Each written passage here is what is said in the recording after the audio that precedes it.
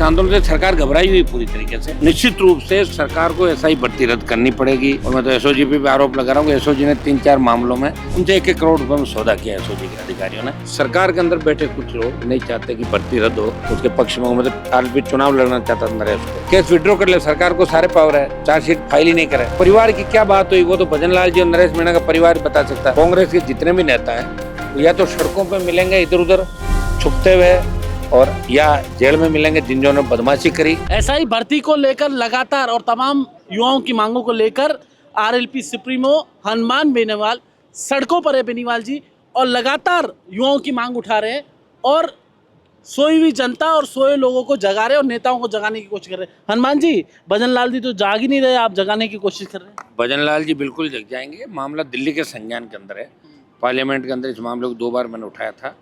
और निश्चित रूप से राजस्थान का जवान, अभी शादी ब्याह का बहुत बड़ा सीजन, आज अक्षय तृतीया का जो सावा है बीच में चल रहे हैं, बच्चों को रिश्तेदारी में ये वो हो जाता। फिर भी बच्चे लगातार 5 दिन से कंटिन्यू इस गर्मी के अंदर 44 डिग्री तापमान हो रहा है और यहाँ बैठ रहे हैं, लड़ रहे हैं, संघर्ष कर रहे हैं, खुद के साधनों से आ रहे हैं, अपने आप आ रहे हैं। तो इनको अलग से इन्वाइट नहीं किया जा रहा था। हमारी बहनें भी कल और आ जाइए, तो हम कोशिश करेंगे इस आंदोलन से सरकार घबराई हुई पूरी तरीके से, क्योंकि मेरा कोई आंदोलन आज तक फेल नहीं हुआ। तो निश्चित रूप से सरकार को ऐसा ही भर्ती रद्द करनी पड़ेगी। आरपीएससी को भंग करके पुनर्गठन भी, आरपीएससी के जितने चेयरमैन थे उनसे पूछताछ भी करेगी। और मैं तो एसओजी पे भी आरोप लगा रहा हूँ कि एसओजी ने 3-4 मामलों में थानेदारों को तो अरेस्ट कर लिया जो फर्जी पेपर लेके आए थे, लेकिन उनको जिन्होंने सरेंडर कराया उनसे 1-1 करोड़ रुपए में सौदा किया एसओजी के अधिकारियों ने। ये भी गलत चीज़ है, इसकी भी जांच होनी चाहिए। पेपर लाएगा कहाँ से, किसी से लाएगा? कोचिंग माफिया भी जिस तरह हावी जयपुर के अंदर, आप देखिए 2018 की कॉपी के अंदर जिस तरह स्प्रिंग बोर्ड का नाम आ रहा है, वो उसको रोल मॉडल के रूप में बता रहा है। तो कहीं न कहीं सरकार के अंदर बैठे कुछ लोग नहीं चाहते कि भर्ती रद्द हो, क्योंकि उनकी पोल पट्टी खुल जाएगी।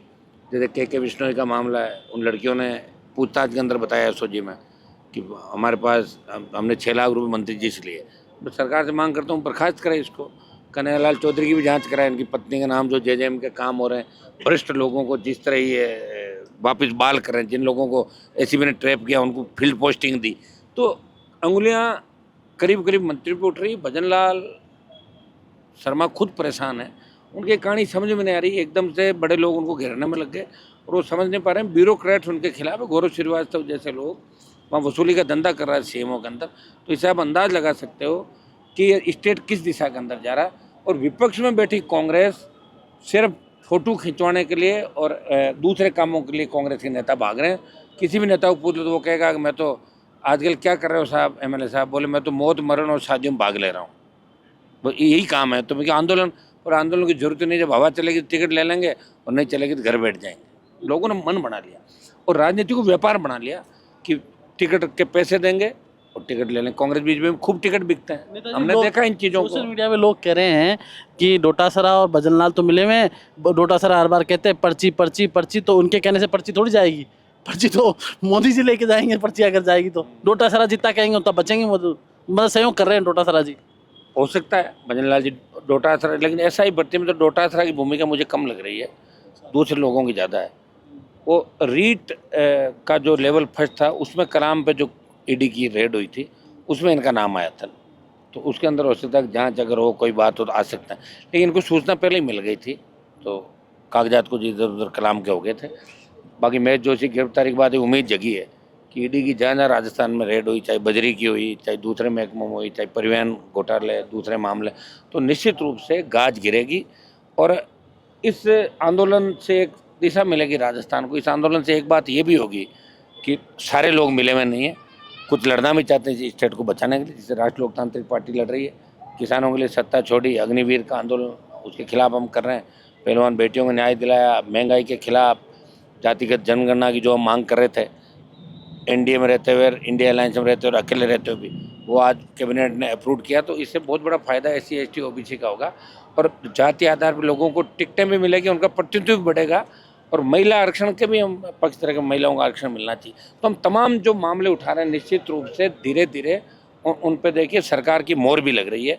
और इस मामले में भी मैं आपको विश्वास दिलाता हूँ कि भर्ती रद्द करवाएंगे, आरपीएससी को भंग कराएंगे और बड़े मगरमच्छों को गिरफ्तार कराएंगे।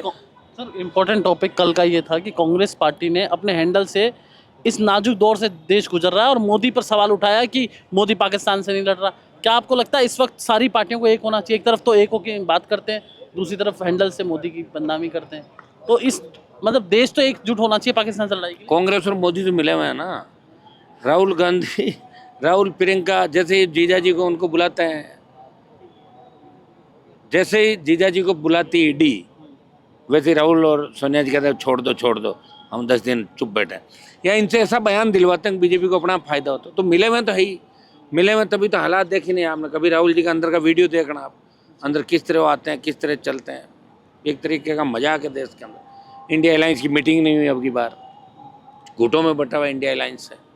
बहुत विकट स्थिति के अंदर हमारे जैसे लोग हैं जो संघर्ष करके इस प्रदेश के अंदर जहाँ तीसरा मोर्चा बना नहीं, और हम इस प्रदेश के नौजवानों से, किसानों से उम्मीद करेंगे ये हमें मजबूत कर देंगे। अभी तक तो मुझे उम्मीद नजर नहीं आ रही, देखिए देखा आगे क्या होता है। आतंकियों से बदला कैसे लेना चाहिए अभी तो? आतंकियों का तो अपन ने कहते हैं ना, पाक अधिकृत कश्मीर के नाम से जो झगड़े हो रहे 50 साल से, वो पीओके पे कब्जा करना चाहिए तुरंत फुरंत। हनुमान जी चाहने को तैयार है क्या अगर मौका मिले तो? मैं तो चला किसके साथ, मतलब सेना में अगर मौका मिले। सेना में तो क्या, सेना के साथ चला जाऊंगा लड़ना है। अच्छा, हाँ क्यों नहीं, जरूर जाएंगे।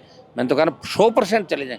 मैं क्या, हर देश का नागरिक चला जाएगा, पक्का ही जाएंगे, क्यों नहीं जाएंगे, होना भी चाहिए। आपके साथ युवा जुड़ा हुआ है ना, तो युवा भी जाएगा फिर आप? युवा चल पड़ेगा, पीओके की तरफ रवाना कर देंगे युवाओं को। मैंने बाड़मेर बॉर्डर पे रैली की थी 7 लाख की, तो पाकिस्तान डर गया था। इतने लोग क्यों आ रहे हैं बाड़मेर की, तो नज़दीक ही था ना बाड़मेर, हलचल मच गई। इतने लोग कहीं आ रहे हैं, अटैक नहीं करते सीधा बॉर्डर से। और आपसे भी डरते हैं पाकिस्तान में? वो हनुमान जी के नाम से डरते हैं, बजरंग बली के नाम से पाकिस्तान में। सर नरेश मीणा का क्या होगा? 7-6 महीने हो गए जेल में बेचारा। कोर्ट करेगा ना तय, अपन तो उसमें क्या। एक थप्पड़ में इतनी बड़ी सजा, आपको लगता नहीं युवा के साथ? अब उसका पता नहीं, ये तो डॉक्टर साहब और ये लोग बता सकते हैं जो इस केस से जुड़े हैं। किरोड़लाल जी को, भजनलाल जी से उनका परिवार मिला था, और लोग भी, मैं तो पहले दिन से कह रहा हूँ उसके पक्ष में हूँ। मैं तो आरपी चुनाव लड़ना चाहता था नरेश को, लड़े नहीं, वो लड़ते जीत जाते हैं। वो तो कोर्ट कचहरी के अंदर मामला, इसका तो हम क्या कह सकते हैं। नहीं, आपको दर्द नहीं होता? युवा है, 6 महीने से जेल में एक थप्पड़ में पड़ा है, इससे बड़े तो 8-10 ही मान लेता, आप कह रहे थे बार बार। वो तो मैंने कहा था कि अगर मैं होता तो 4-6 थप्पड़ जड़ता, ये मैंने कहा था। एक थप्पड़ में इतनी बड़ी जेल? सरकार को नौजवान की छोटी सी जो चूक है उसको मतलब दूसरे एंगल से लेते हुए सहानुभूतिपूर्वक उसको बेल पे हाईकोर्ट को जमानत लेनी चाहिए। ये निवेदन ही कर सकते हैं हम हाईकोर्ट से। तो सरकार से क्या निवेदन करेंगे? नरेश के सरकार पैरवी करे, केस विड्रॉ कर ले, सरकार को सारे पावर है, चार्जशीट फाइल ही नहीं करे, केस विड्रॉ कर सकती गवर्नमेंट। भजनलाल जी से बात हुई ना परिवार की, तो परिवार की क्या बात हुई वो तो भजनलाल जी और नरेश मीणा का परिवार बता सकता, या किरोड़लाल जी बता सकते हैं जो समरावता गैर जो इस मामले के अंदर जुड़े हुए हैं कहीं न कहीं। डॉक्टर साहब तो इनसे पूछो आप ये सारा मामला, मुझे इसकी इतनी जानकारी नहीं। सर नरेश सचिन पायलट भी आंदोलन कर रहे थे पिछली सरकार पेपर लीक पे, एसआई पे, इस पर आपका क्या? अभी पायलट साहब को क्या है कि डॉक्टरों ने ये कहा है कि आप धूप में अगर निकलोगे तो आपकी वो स्किन काली हो जाएगी, इसलिए वो अभी नहीं। उसके बाद जब ठंड आएगी तो हो सकता है उस समय आ जाएंगे। ठंड में आते हैं? आ जाएंगे ठंड के अंदर, अभी गर्मी ज़्यादा नहीं आ रहा है। एजा हो जाए, कोई दूसरी बीमारी हो जाए, फिर क्या करोगे? तो स्वास्थ्य का ध्यान भी जरूरी है। आपकी बात हुई स्वास्थ्य का ध्यान? ना फिर आप बता रहे हैं ध्यान रखना चाहिए, बात होना चाहिए स्वास्थ्य। हर आदमी बात थोड़ी बैठा हुआ सबके बीच, आना चाहिए उनको भी, बयान देने चाहिए, कम से कम बयान तो आए। बड़ी बड़ी डींगे हाँक रहे थे, बयान आना चाहिए। गर्मी का तो मुझे पता है कि डॉक्टरों ने ये कहा कि भाई आप रेस्ट करें, गर्मी में नहीं घूमे ज़्यादा, ये उनको बोला है। डोटासरा जी बार बार आरोप लगा रहे हैं बीजेपी पर कि सीएमओ से सरकार चल रही है, ये चल रही है, बस आरोप ही लगा, सड़क पे नहीं उतरी कांग्रेस। और सड़क पे परमानेंट आ जाएंगे, आप चिंता मत करो, ठीक है ना। कौन आ जाएंगे? जिसका डोटासरा का नाम ले रहे हो, सड़क पे आ जाएंगे, थोड़े दिनों बाद सड़क पे ही मिलेंगे सारे।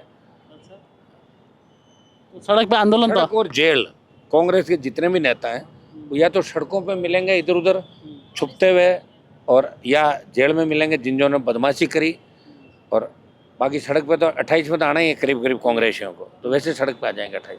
हनुमान जी इतने बेबाक आप बोल रहे थे, डर नहीं लगता कभी कोई नेता आपके पीछे पड़ जाएंगे? नेता तो फिर आप जो बताओ, वसुंधरा राजे मेरे पीछे पड़ी, गहलोत के बेटे को हरा, गहलोत पीछे पड़ा, 20 साल पीछे रहे, मोदी अमित शाह पीछे पड़ गए, क्या कर लिया मेरा बताओ? मैं तो जीत गया 6 चुनाव, 4 बार MLA, 2 बार MP बन गया, 3 MP के चुनाव लड़ लिए, 5 मैंने विधायक के चुनाव लड़ लिए। पर अभी सबने मिलकर हरा भी दिया आपको? कोई दिक्कत नहीं, चलता रहता। हरा तो दिया, लेकिन कांग्रेस की क्या स्थिति हुई बताओ मुझे? 5,000 वोट। तो अगला जो मुकाबला होगा राजस्थान के अंदर वो होगा आरएलपी और बीजेपी का। 5-5 कांग्रेस 4 जगह जमानत जब्त हो गई भाई कांग्रेस की। अच्छा। मुस्लिम भी कहाँ से आते हैं? एक मुसलमानों का मामला उठाया तो नहीं उन्होंने, वक्फ बिल पे एक बार राजस्थान का कांग्रेस ने नहीं बोला। कहाँ चले गए थे? वोट के समय तो मुसलमानों को याद करते हैं, और असली में तो कांग्रेस में मुस्लिम ही है, बाकी सब डेपुटेशन के अंदर है हमारे लोग। तो जैसे ही मौका लगता है रद्द करा के वापिस दूर दूर हो लेते हैं। तो मुसलमानों के साथ अगर कांग्रेस ने धोखा किया, SC ST के साथ किया, तो जिस तरह अम्बेडकर का अपमान किया, उनको 2 बार हराया, तो ये लोग बदला लेंगे। अब सब बात जानते हैं सारे सारे। कांग्रेस की भी दुकान अब राजस्थान में नहीं चलेगी, सिमट जाएगी। यूपी बिहार के हालात राजस्थान में कांग्रेस पार्टी के आने वाले समय के अंदर गुटों में बंटी कांग्रेस। खड़गे के यहाँ 3,500 2,500 लोग आ रहे हैं, तो अंदाज लगा लो क्या है। और खड़गे को 3 जने पकड़ के लाते हैं, कहाँ आवश्यकता बताओ मुझे? घर बिठाओ, इसको आराम करें। इतनी बड़ी उम्र में आदमी को क्यों तंग कर रहे हो आप बताओ? अभी अपने छोटे बच्चों को कोई नाती पोते पोती या जो भी कहते हैं दो इतने इनको खिलाना चाहिए। मेरी ये राय खड़गे जी से, जो मीटिंग इंडिया अलायंस की नहीं कर सके, बताओ भाई मीटिंग नहीं हुई इस बार इंडिया अलायंस की, क्योंकि दूसरे दल हिसाब किताब मांगने लग जाए, पूछ ले। अच्छा जानते भी नहीं, न राहुल गांधी इंडिया अलायंस के लोगों को जानता है, न खड़गे जी जानते हैं। क्या जानते हैं लोग? कुछ नहीं जानते। कांग्रेस इस चीज़ में खुश है कि हमारी 100 सीट आ गई, इससे ही राजी है। इनको पता नहीं 100 में सरकार नहीं बनती। हर कांग्रेस कह रहा हम आए हैं, हम। अरे तुम तो शो हो, ये तो सपा अलग है, TMC अलग है, DMK अलग है, दूसरा दल ये राजी इसी चीज़ से। और राहुल गांधी प्रियंका गांधी बाड्रा से लेके काफ़ी परेशान है। और इसकी शतक लगा लिया हमने, 100 सीटें हासिल कर। हाँ तो ठीक है, 100 कर दी तो बस इनके लिए बहुत है इतना बड़ा। मैं तो कई बार चिंता ये करता हूँ कि कांग्रेस बीजेपी में विलय नहीं कर ले अपना।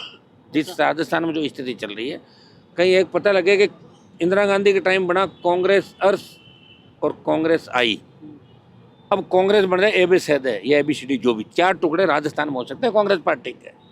ये अंदर की रिपोर्ट बता रहा हूँ आपको मैं, क्योंकि जब जनता नहीं दिखेगी ना तो टिकट लेने कौन जाएगा कांग्रेस के? वहाँ पर भाग भूग जाएंगे। तो अभी 1 साल, अभी 1.25 साल में कांग्रेस ने कौन सा तीर मारा बताओ राजस्थान के अंदर?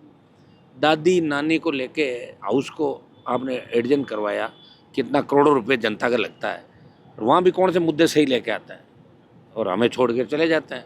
हम अकेले संघर्ष करते हैं, वहाँ भी इंडिया अलायंस का धर्म निभाते हैं, इनके साथ हैं। ये हमें यहाँ मार रहे हैं लेकिन फिर भी हम उनके साथ हैं, बीजेपी के खिलाफ हैं हम लोग। सर नॉर्मलाइजेशन को लेकर युवा बड़ा परेशान है। एक आपके इधर युवा मिला, बोला नॉर्मलाइजेशन के कारण 6 पेपर दे दिए, 6 में फेल हो गया। एक वो जो सिस्टम बना रखा है क्या नॉर्मलाइजेशन, बना रखा? क्या है? नॉर्मलाइजेशन में ये है सर, पिक एंड चूज है।